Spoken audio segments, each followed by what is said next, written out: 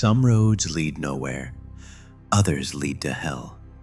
4 college friends thought a weekend at a remote cabin would be the perfect escape. One last adventure before graduation tears them apart forever. The old caretaker's warning should have been enough. People don't come back the same, or at all. But warnings are just words, and the woods behind Willow Creek are hungry. Deep in the forest, something wears the face of death. A welding mask stained with rust and malice. A hook that gleams with fresh blood. He moves through the trees like a shadow given flesh. Patient as winter, relentless as time. One by one, he'll teach them that some places are graveyards for the living.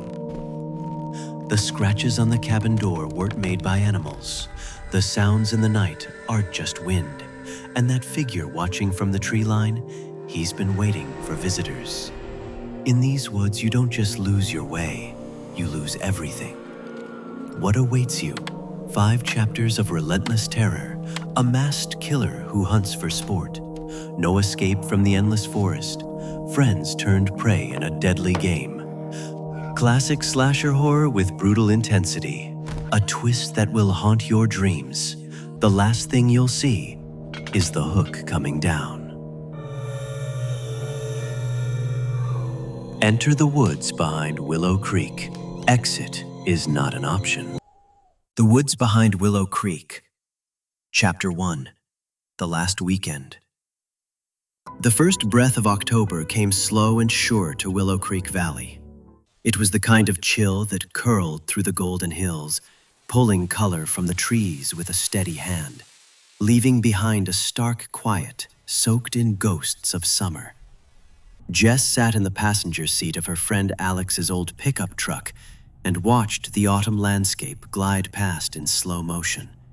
The trees, crowns ablaze in reds, oranges, and yellows, stretched out like a living firestorm under the fading blue sky. The low rumble of the engine was steady, a counterpoint to the racing beats in her chest. Alex didn't say much. His eyes were fixed on the road as they wound through the narrow, uneven asphalt that veered toward the outskirts of town. It was the kind of road that always felt like it wanted to disappear, veiled as it was by the looming branches and heaps of cracked leaves. But he grinned at Jess, as if sharing some private joke. This is it, the last real adventure before you take off. His voice was light, but Jess caught the subtle edge of something else beneath it, a challenge, a dare. Maya was huddled behind the front seats, her phone already recording their trip. Her wide smile and sparkling eyes belied no hint of the slow dread settling over the group.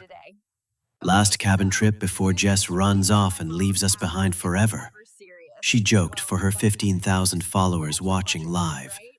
Her voice was bright, a forced cheerfulness that Jess admired but didn't share. Behind the screen, Maya was always braver than she felt. Eric sat silent beside Maya, his gaze locked on the trees outside. His face was pale and thoughtful beneath the soft glow of the phone screen. Eric was different from the others, more thoughtful, always watching, always waiting. He said nothing now, but when they'd first planned the trip weeks ago, he'd been the one to insist on the cabin deep in the woods, far from cell towers and distractions. To Jess, it felt like he wanted to force them to face something they weren't ready for. Jess glanced once more at the narrowing lane ahead. The houses thinned, fences disappeared. The forest crept closer with greedy fingers, swallowing the last patches of farmland. She swallowed hard, chewing on the knot tied deep in her stomach. She was leaving for college in 2 days, leaving behind everything she'd ever known, including the fragile bonds holding them together. The truck's headlights carved shallow swaths of lane through the deepening dusk. The air smelled crisp and sharp, tinged with fallen leaves, and something ancient, something waiting.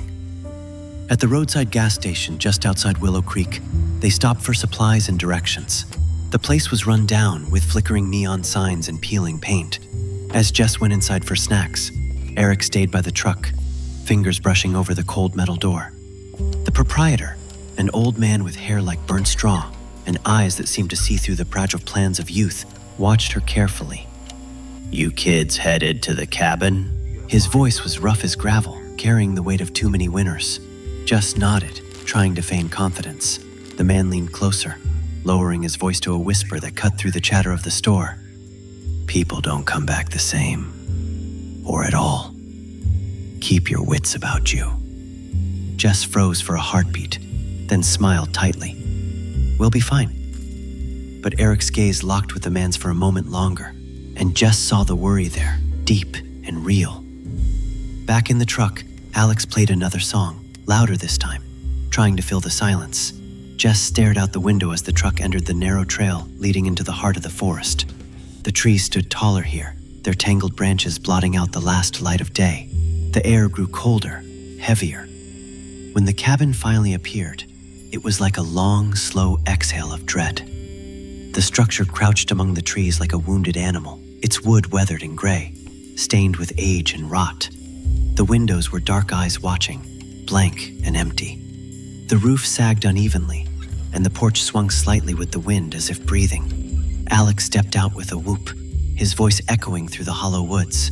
"Home, sweet nightmare!" His grin was infectious, but Jess couldn't shake the feeling pressing down on her chest. She walked forward, the wooden boards creaking underfoot. Near the doorway, her gaze caught a series of deep grooves carved into the wood, long, jagged scratches so wide that none of them could have been made by a single person or any animal that belonged in the forest.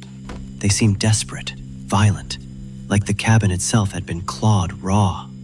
Maya caught it on camera, laughing nervously. "Bigfoot must live here." But even her teasing felt like a mask for the cold settling in her bones. Jess's eyes flicked upward. Just beyond the clearing, something shifted in the shadows. A shape crouched low, watching. At that moment, their eyes met, a flash of something both human and not.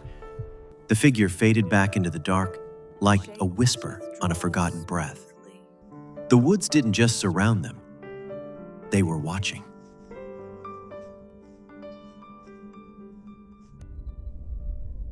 Chapter 2, Scraping in the Dark. Night crept swiftly over the forest like a thick black curtain drawn tight against the fading day. The cabin, which had seemed so ominous in daylight, took on a new, more desperate life, cloaked in shadow and silence. Within its narrow walls, the four friends huddled close, wrapped in layers of flickering firelight and muted apprehension. The air was thick with the scent of wood smoke and wet earth, and every sound from outside shattered through the stillness like cracking glass.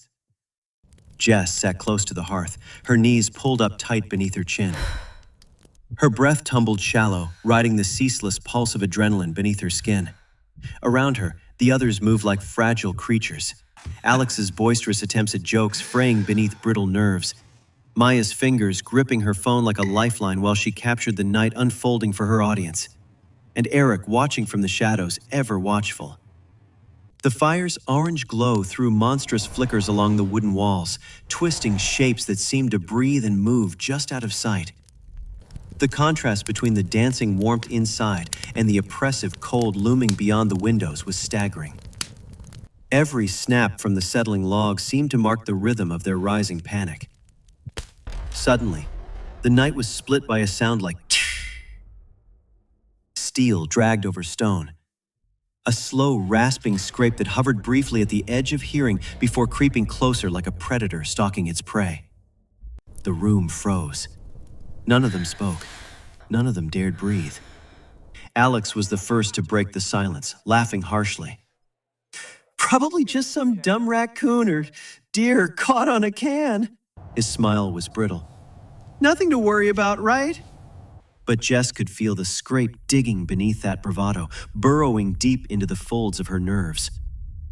The scrape returned, and this time it was unmistakably near, the harsh metal dragging raw against the porch floor. There was a faint, rhythmic, metallic clang accompanying it that made it impossible to ignore. Their flickering firelight revealed nothing but the slow sway of branches outside the windows. Eric rose, his features sharp in the low light. "We should check the generator," he said quietly. "Keep the lights on. We can't afford to lose what little advantage we have." Maya's voice trembled despite her best effort to sound brave as she filmed their tentative movements. "Guys, this is serious. The scraping's close." The generator hummed steadily for a long moment, a gentle mechanical pulse that felt like a fragile barrier against the darkness. Then, with a harsh grind and a sputter, it died. The cabin plunged into darkness save for the weak flicker of Jess's dying flashlight. The scrape was at the door now. The scratching metal clawed at the wood with increasing intensity, a sound like nails on an impossible chalkboard. Heartbeats thundered in their ears. Alex swallowed hard. "I'll check the fuse box by the porch," he said, stepping carefully toward the door. Jess watched him cross the threshold, breath trapped in her throat. The porch sagged beneath the weight of darkness. Then his footsteps stilled. From outside came a sudden strangled scream, a sound so raw, so filled with terror that it shattered the night. Jess grabbed the door just as she heard it, slamming it shut with shaking hands. The scrape turned low and cruel, a grinding chuckle swallowed by the woods. Then the first sign, Alex's glove flying through the shattered window followed by a severed hand, landing with a sickening thud on the floorboards. Maya shrieked, her phone catching every harrowing moment as she tried to run toward the truck parked precariously in the shadows. Jess grabbed Eric's arm, pleading, "Don't let her go." But Maya was gone, swallowed by the towering pines and creeping fog. Her screams echoed grotesquely through the live stream before the feed went dark. The scraping sound circled the cabin now, the anticipation a razor's edge slicing through thickening fear. Something stalked them, merciless, patient, and hungry. Eric handed Jess the hunting bow he found in the closet, worn but usable. "We fight," he said, voice a low growl, "or we die trying." Jess gripped the bow, feeling its weight and cold, the one thing between them and the monster outside. The night had begun. There was no turning back. Chapter 3. They Come Closer.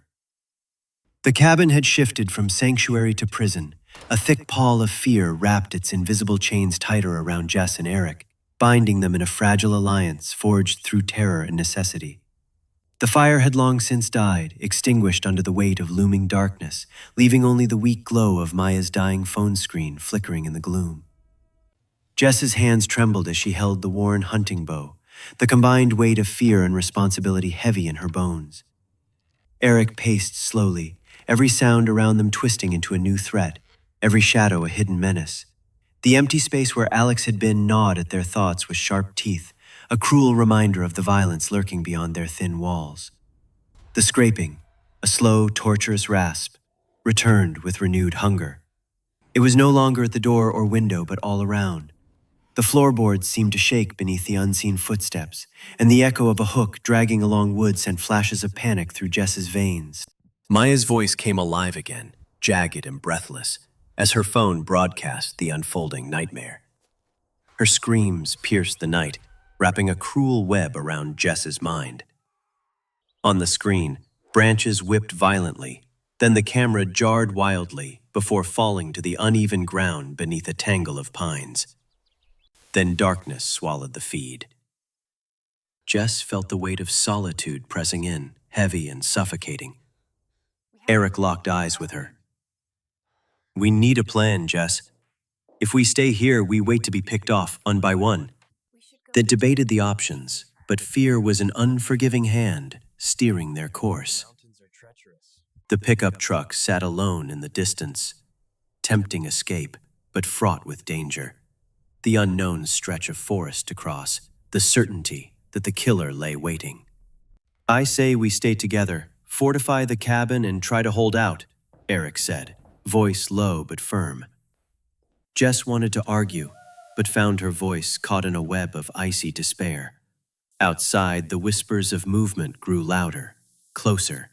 Scratches appeared mysteriously along the walls, long, deliberate slashes deep into the wood, as if the killer toyed with them, marking his claim. Eric spoke again, voice dropping to a whisper. "There's a story here, a legend I heard long ago about the masks.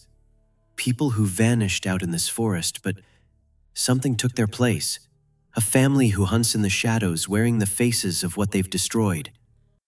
The terror wrapped tighter, coil by coil. The night drew on without mercy, stretched thin by waiting and fear. Each breath felt more precious than the last, and sleep was a poison none dared drink. Jess's mind raced ahead, already plotting the path the killer would take, trying to find sanctuary in the unforgiving dark. The forest had begun to claim them, one heartbeat at a time. Chapter 4: The Unmasking. The night thickened into a storm, rain hammering the roof like skeletal fingers drumming a death knell. The wind moaned through the broken eaves, groaning as if in pain, while inside the cabin, every sense was stretched taut as bowstrings. Jess crouched low by the window, her breath fogging the cracked glass. The hunting bow trembled in her grip, her knuckles white from the strain. Eric's pale face loomed beside her, his eyes wide and haunted but resolute. There was no more time to wait, for waiting meant death. The scrape came suddenly, furious and close. The sound of the hook, slicing wood, tearing air, was no longer a trickle, but a crashing roar pressing through the walls. The doors splintered under the first desperate blow. Splinters exploded inward like fireflies, and the killer, towering, savage, flooded into the cabin. His silhouette was monstrous, shrouded in blood-stained coveralls, the hook gleaming wet and eager in his hand. Jess fired an arrow with trembling precision. The shaft struck the killer's shoulder, but he barely flinched. He advanced, slow and brutal, the scrape of his hook carving a terrible hymn across the floor. Then he did the unthinkable. With deliberate, horrifying calm, the killer reached up, bracing his bloodied hands on his mask, and peeled it away. Underneath was a nightmarish canvas of flesh and scar, skin stretched and sewn like a grotesque patchwork quilt. One eye milky and dead, the other blazing with feverish intent, his cracked lips peeled back in a malformed smile, as though pain and cruelty had woven themselves into his very being. Eric lunged forward, the glint of desperation in his eyes, but the hook found him first. It cut deep across his throat in a red, wet arc. The sound of his body crumpling was drowned in Jess's scream. Adrenaline jolted her limbs. She fired another arrow, grazing the killer's jaw in a splash of blood. He didn't stop. He didn't falter. Jess turned, bolted for the open door, the forest swallowing her in seconds. Branches shredded her face and tore at her clothes, but she ran, past ancient trees and crushed leaves, heartbeat racing with every desperate step. Behind her, the scrape followed. Sometimes distant, sometimes terrifyingly close. She dove beneath a fallen tree, the cold mud clutching her palms, heart pounding like a war drum. The hook scraped on the bark an inch from her face. Slow, inquisitive, patient, and then silent. Chapter 5: There was never just one. Somewhere beyond the shaking trees and dark earth, the road curved gently like a spent breath. Jess ran for it, the cold air burning her lungs, the last rays of moonlight slipping away beneath rolling clouds. Her legs ached, every step a gamble on fractured ground, the scrape, the hook, gone for now. But she knew the forest shadow held far darker things waiting. Her eyes searched the road inches ahead, desperate for salvation. Headlights pierced the black veil, slicing through the night like two bright promises. A battered pickup rumbled to a slow stop, its dust-covered tires settling against cracked gravel. The driver's window slid down with a rasp, revealing an aged man whose face was a roadmap of sunken scars and time-kissed wrinkles. His eyes held sharp glimmers of knowledge and something else, an unsettling amusement veiling the depths beneath. "Get in. You're safe now," he said softly, voice cracked but steady. Jess didn't hesitate. Every instinct screamed to climb inside, away from the forest's hunger. The truck jolted forward, the engine grumbling as it swallowed miles of shadowed road. Jess's chest heaved, relief washing in waves until she noticed the man's hands. Dark stains marred his knuckles and fingernails, slick and fresh. Her breath caught, heart twisting sharply. The driver's smile widened, lips parting in a slow, dry curve. A glance back through the rear window chilled Jess deeper than the autumn night ever could. There, standing at the forest's edge, was the killer, the pale, stitch face looming behind the broken trees. But beside him, two more figures emerged, each masked, holding tools that shimmered dangerously in the faint light. The driver's whisper drifted over the rumble of tires. There was never just one. The road ahead wound back towards the suffocating woods, and everything Jess had feared was waiting for her, waiting to bring her back.